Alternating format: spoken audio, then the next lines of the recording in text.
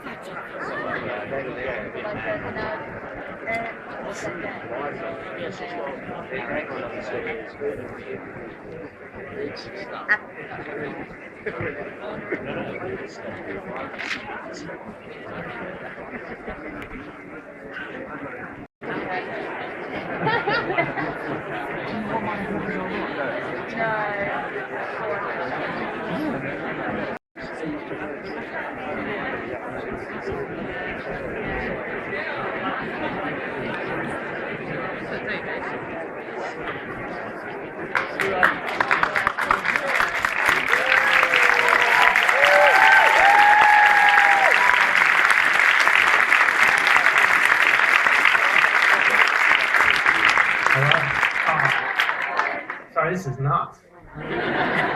Anyone got a question? Well then. What was that? Why did you kill Ray?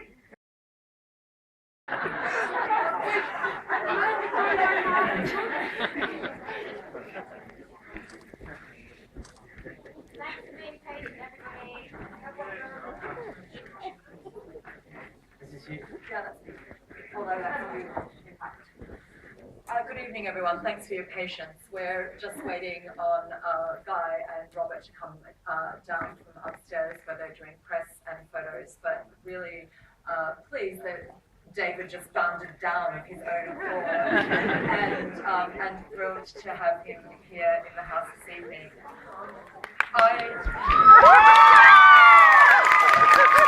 So I just wanted a little bit of me time before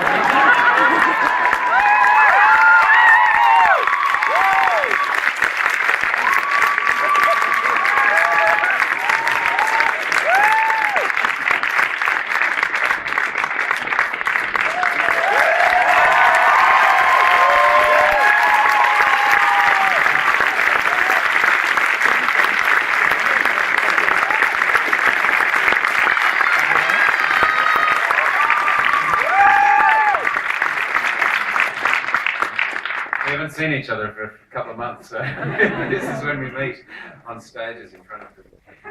Precisely the place to be.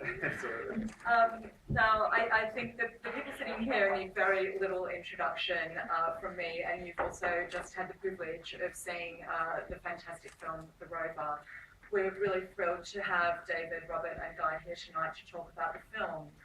I'm going to start, David, by asking you something about the background of the development of the film, given I understand the script that you were working before you actually made Animal Kingdom. And for me, I think it's a really terrific, powerful, and very tense kind of Western that has little nods here and there to films like Mad Max, and of course the wonderful Australian classic Waking Fright that we had the great privilege of presenting the restoration print here a few months back. But it also creates its very own distinct universe, and one that has its own kind of quite coherent logic. So what prompted this particular story, and can you tell us about how you developed it? Yeah, I wrote the first draft of it before I made Animal Kingdom. Originally, Joel Edgerton and I were in LA, and we were just kind of, I was just bored.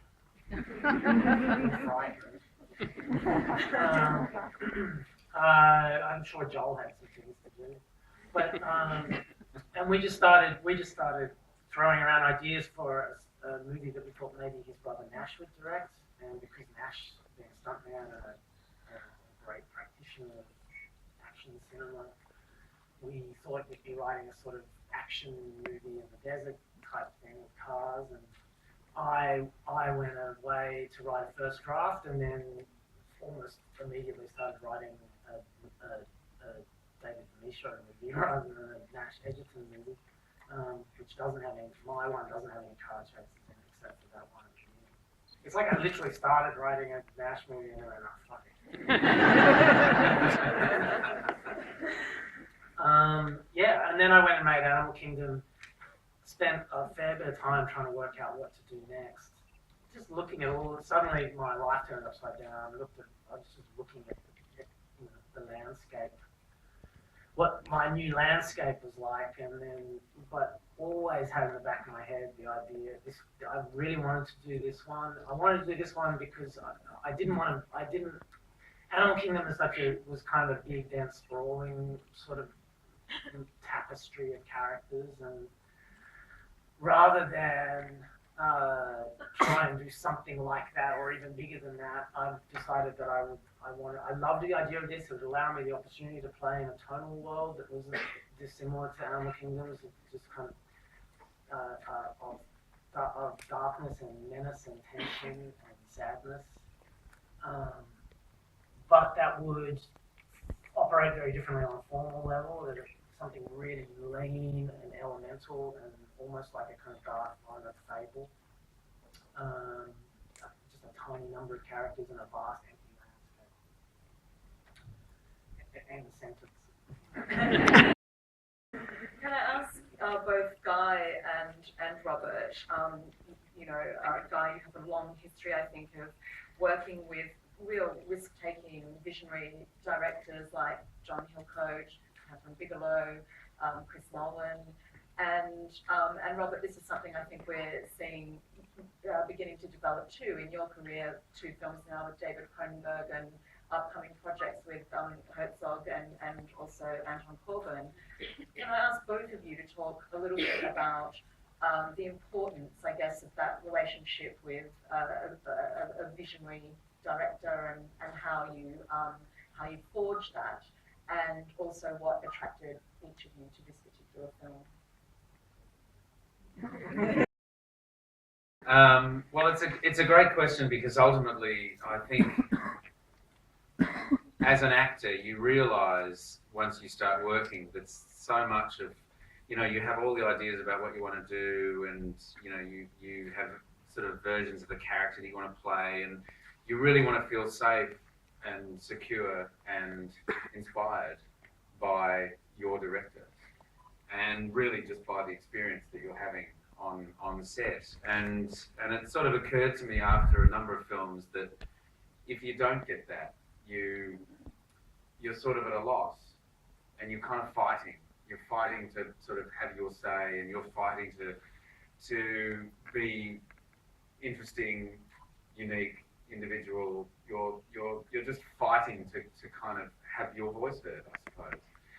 And then you get lucky, and you work with Curtis Hanson, or you work with Chris Nolan, or Tom Hooper, or John Hillcoat, or David Nisha. And you start to realise that the inspiration and the excitement about everything that you find within yourself regarding what you have to offer can be supported, and not only supported but encouraged and sort of with sort of great enthusiasm by great directors. And not to suggest that I can only work with great directors,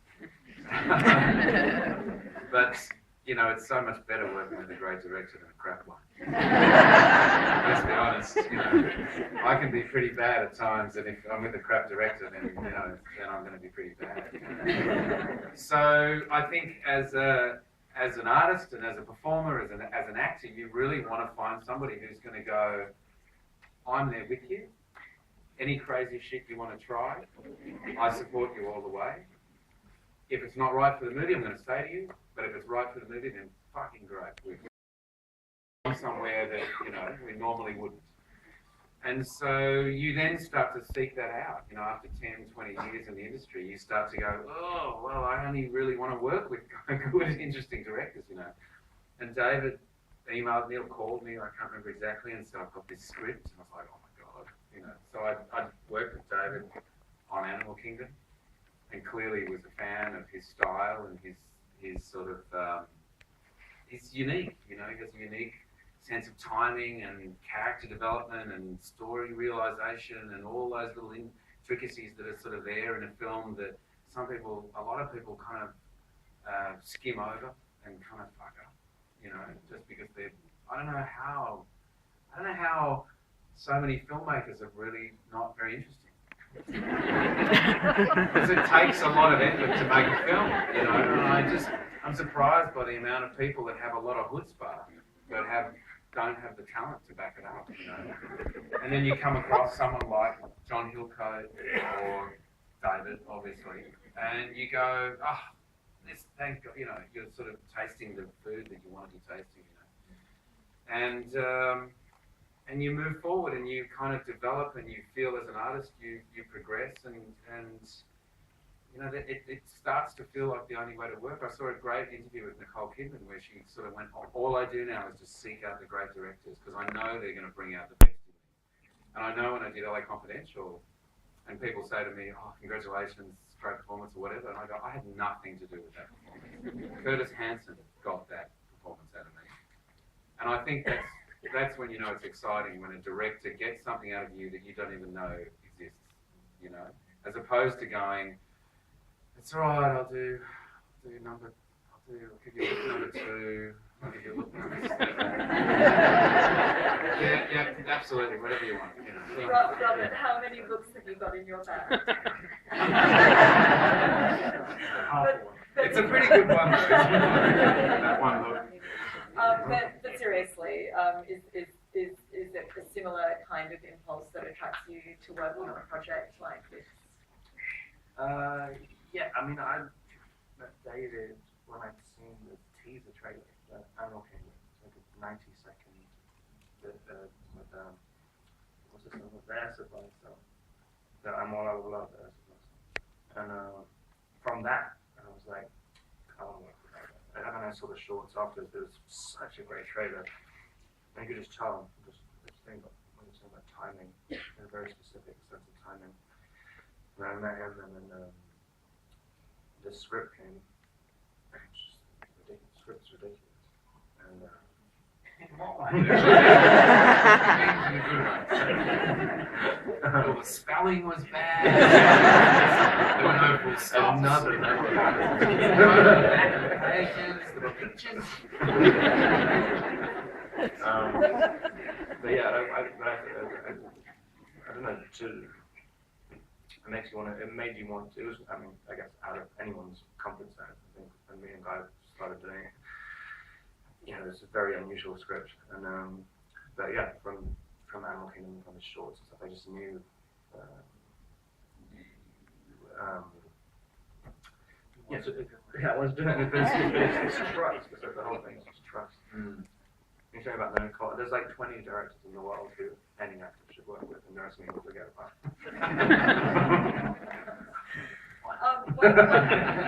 I'm assuming the one of them. I'm sorry, I get excited. You're working your way up towards it. Happy to do so. Well, one of the things that I really love about the film is the sort of tension between this very exterior world and the very interior world of both your characters. And I want to ask David first just about, because the Australian landscape is such a character in this film as well, but when you're working on such powerful kind of evocative locations, the degree to which design is also in there is kind of maybe less visible. And yet, this is a really highly designed film as well. Can you talk about how you approach that sort of combination of elements as well? Well, everything is secondary to the people playing the characters and the places that they're playing in. Like cast and locations are the first thing for me. You know, I don't want to disparage the contribution that all the other heads of the department bring, but I think they would probably say the same thing. So as soon as you know who's going to play the characters and where they're going to be playing them, then everything else fits itself, and all of those things. And so, when we get out there, in terms of my work with Natasha Bray, the cinematographer,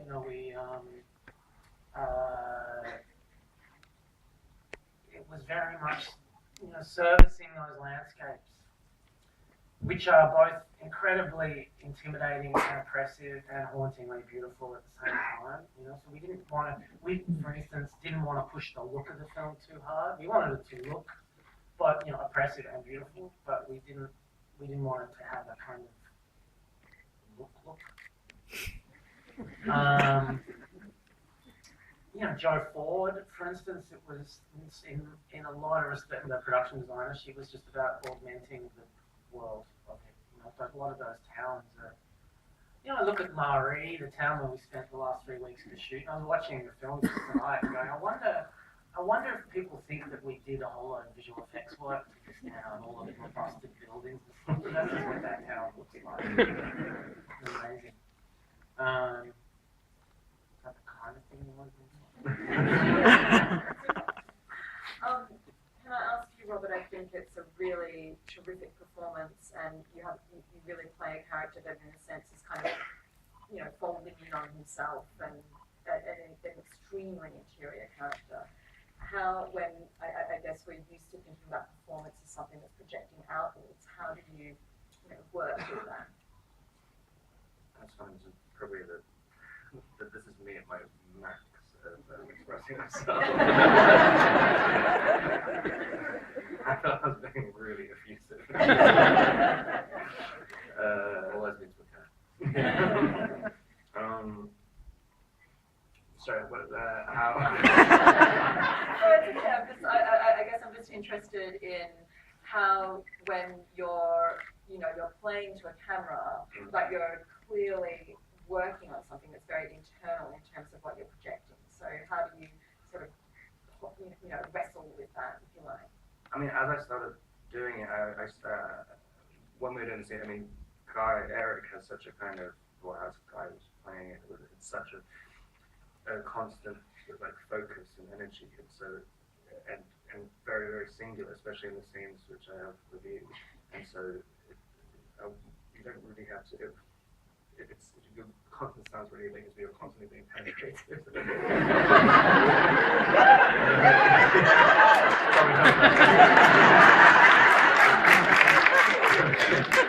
The actors, the caterers, pretty much everyone in Maori. Ray's super active, and so it's kind of, it was kind of falling apart the whole time. I don't know how much of it was a conscious decision, because it's just someone he's been told his whole life that he's not allowed to speak. So even when Eric is aggressively saying, "Speak, you're an idiot," right? It's still the first time he's actually required to speak. It takes. I don't even know what I'm saying. You're absolutely right. I just think that You're saying you didn't want to be penetrated. Your performance around not wanting to be penetrated. Which actually makes a lot of sense. I'm sick of it. no more penetration. I'm going interior. Guys, can I ask you how? Yes, I wore a condom. Yes. Already safe. But how did you develop these characters together? Were you actually, doing a lot of rehearsal work together, or were you? I know. Well, I mean, the script really, on some level, the script said it all. Obviously, I had a lot of questions for David. Because of the nature of the character that I play, we find him at a point in his life where he's sort of everything's stripped away and he's kind of a shell of the version that he used to be. So David and I had a lot of conversations because I was useless at trying to find out who this guy was, So there was that going on. David and I had that going on. And we rehearsed, the three of us, in a hotel room in Adelaide for like a week before we headed off up the the highway to the Flinders Ranges. And during that period, I mean, the interesting thing about the relationship that Rob and I have in the film is that it develops as the film goes on. We don't know each other in the beginning. It's not like we had to do that bonding thing that people do where you sort of learn, you know, to be sort of second nature, you know, have all that sort of second nature stuff with each other, which is kind of, you know, we're actors, we just do that anyway. We kind of, you know, I mean, Rob and I developed a relationship naturally as the film went on. And I think that we didn't necessarily develop anything together specifically prior, but we were certainly both, you know, kind of asking David questions. And it was just as interesting for me to hear Rob ask David a question and get an answer about his character as it was for me to get an answer about my character. And as Rob was saying earlier today, that during that rehearsal period, it was just as interesting for him to hear me and David talking about, you know, the sort of beginning nature of my character in the film, etc. Just because I think, to speak on your behalf, I think, you know, anytime you make a film, you sort of want to know the big picture as well, even if you're not in those first 20 scenes or whatever it happens to be. You just really want to understand the world that you're entering, you know, and you do that pretty quickly before you start any movie. I mean, it was a bit of a luxury to have a week even in a hotel room together. Yeah. Penetrating each other. Like you wouldn't believe. No room service, nothing. The nice thing about this basically being a two-hander in a way is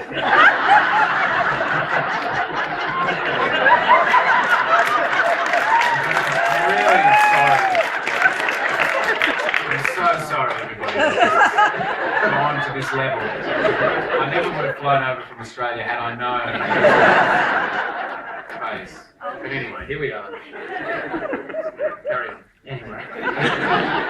The nice thing about this being a two-hander is that it meant that almost that time we did get to rehearse was like a kind of like a theatre rehearsal where this is the thing I love. I wish that you could rehearse all movies like theatre where all of your cast are there all the time to talk about everybody's characters, you know, and it's no sense that if you spend a day talking and your character doesn't get spoken about or you don't get your scene up on its feet, you don't sit there feeling like you're having your time wasted because everyone needs to know everything about everything.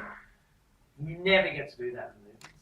You just go, you know, someone of second AD will come up to you and say, okay, so well, today you've got this actor from there, this one from there, and that one from there. What combination of shit are you going to do? Yeah, and a location recce, and you've got to look at the car.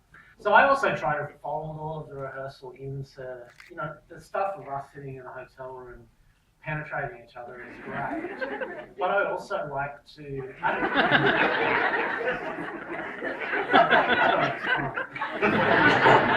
it was new, I was discovering.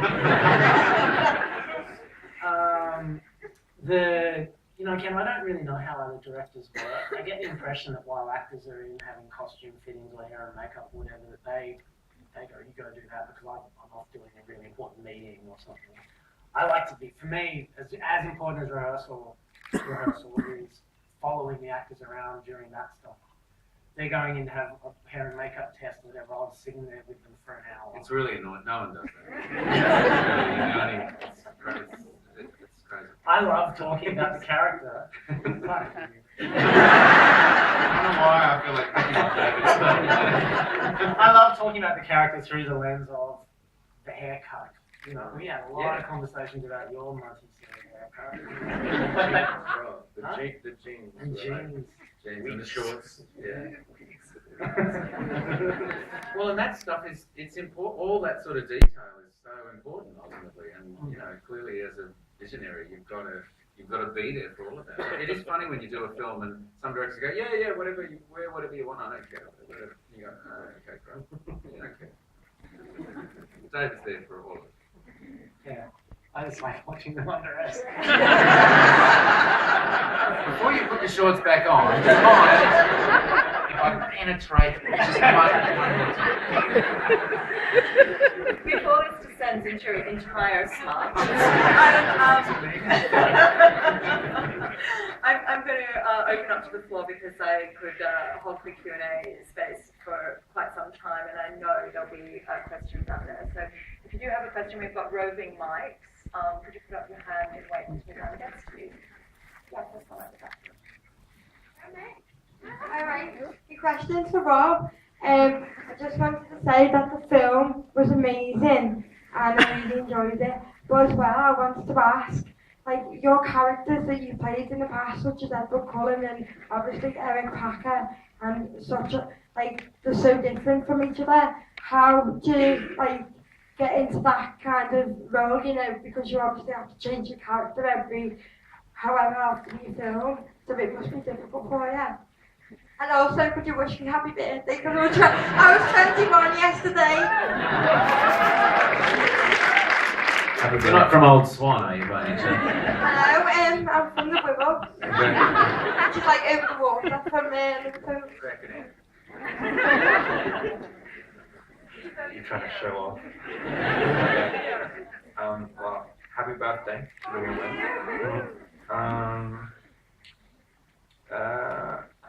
I don't know. I mean, different scripts. The last, 5 scripts I've done, they were all just kind of so striking when you read them. And basically, with the Rover, I kind of knew sort of what I wanted to do. Well, not exactly what I wanted to, but just the way it read. As soon as you read it on the page, it was so specific. David's got such a specific style of writing dialogue that it just starts happening. You don't really think about anything particularly consciously until afterwards. A lot of the stuff, performance-wise, you only really realize, you're reading and you do all this weird stuff, and just because it feels good, and then kind of think of some reason to justify it afterwards. It's he's got bad teeth because he's one of those kids that brushes teeth when he's a kid. And, I just want him to have bad teeth. I flew right after the collapse. Yeah, but everyone else has good teeth. Guy was born with fluoride. Yeah, I cleaned my teeth a lot before the collapse.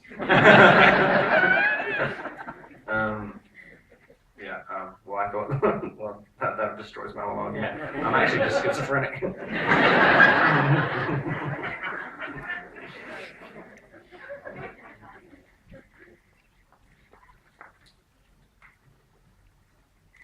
Hi guys. This question's for Guy and Rob. What did you enjoy most about being a part of this film? I was going to ask what was most challenging, but what did you enjoy? Penetration.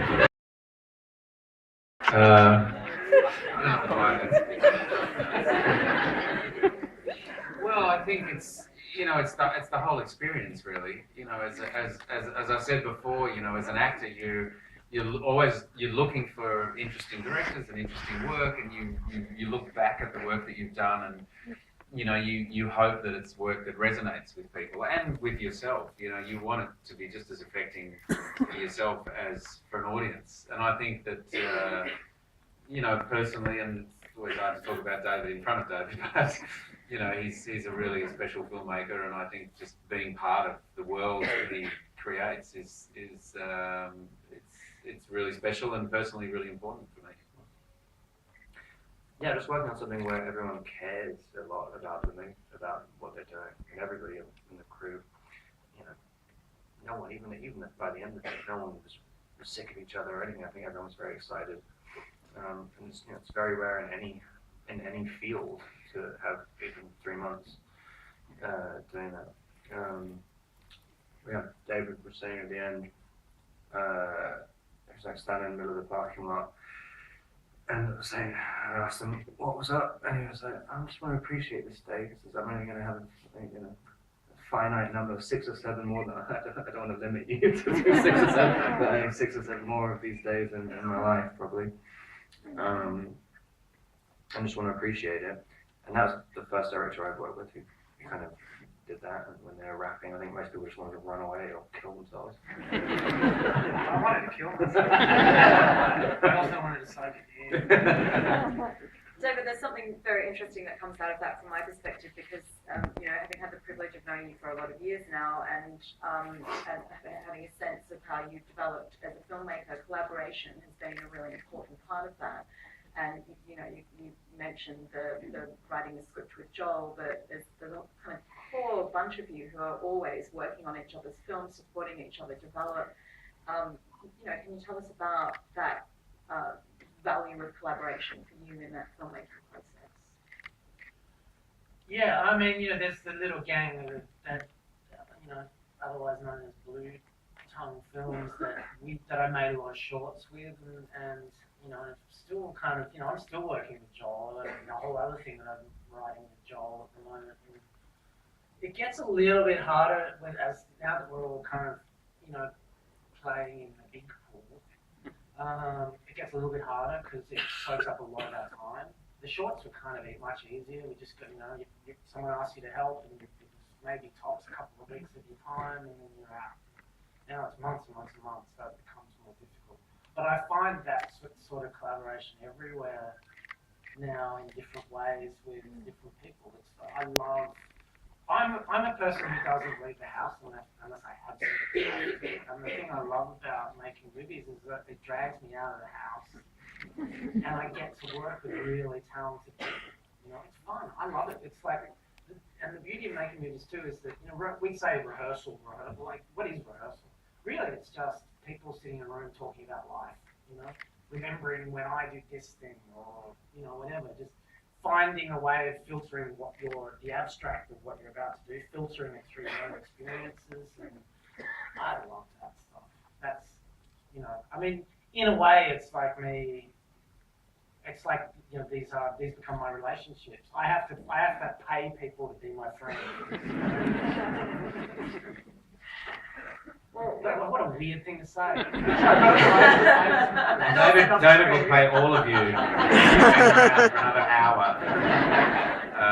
It's a lot of money to be made tonight. Sadly, we don't have another hour. I think I'm sad about that. But what I would just like to wrap with, I think one of the really exciting things for me as a total fangirl of the Western and having seen this film start its life at the Cannes Film Festival earlier this year, where Tommy Lee Jones had his new Western, The Homesman, Christian Levering had his new film, The Salvation. You know, I'm kind of out there barracking for the return of the Western, and I'm wondering whether each of you has a favourite Western. Yeah, I think Andrew Dominik's The Assassination of Jesse James is the best film in the last 20 years. I just love that movie so much. I've seen it 20 times now, and I just think it's a masterpiece. You need to get out of the house. Yeah, you're right. Well, I don't know. It's a hard question to answer. I mean, I was a fan of Unforgiven. You know, I thought the film Unforgiven was pretty special. But well, no, that's really it's great. And then we did a film called The Proposition in Australia a few years ago that everybody talks about as being the sort of a Western. I've never really been overly aware of the Western genre, to be honest. And having done 2 Australian films now that people keep sort of saying is, you know, I fall into that sort of genre. It's interesting. One being in the 1880s and one being, you know, slightly in the future. So, but yeah, as a film that I'm not in, probably Unforgiven. And do you love it? I always have The Searchers. No. And I always think it's Tombstone. Yeah. I love Tombstone. Yes. I directed that. I forget who directed it. And we're going to put the blank on this list. Anyone? Thank Who was it? There you go. George Cosmatos. The winning cinephile in the audience. Did he go on to have a big career, or?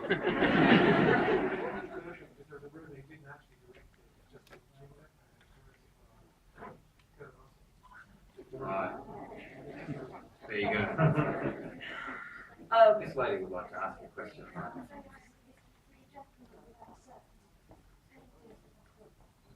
Oh. How very nice. Thank you very much.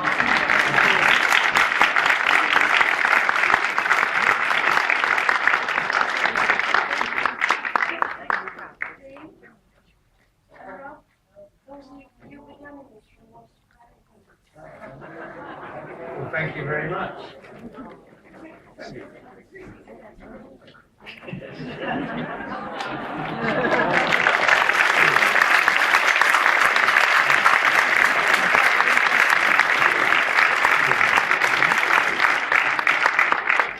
David, Robert, Guy, thank you so much for being here tonight. It's been a real personal pleasure to have you here, and we wish you all the best for the life of the film. All right. Thank you.